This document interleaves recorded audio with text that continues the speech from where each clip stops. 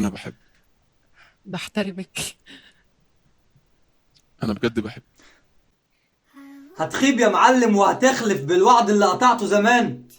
يا اخي ده انت بتنصح اصحابك علاقتكم دي ماليها امان.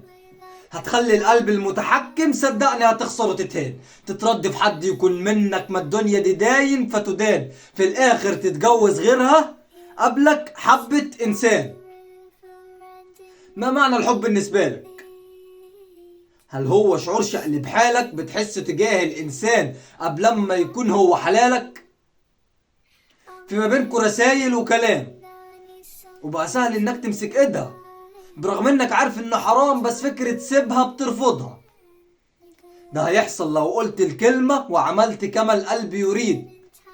قال ايه بتقول علشان اختار الشخص اللي يعيشني سعيد.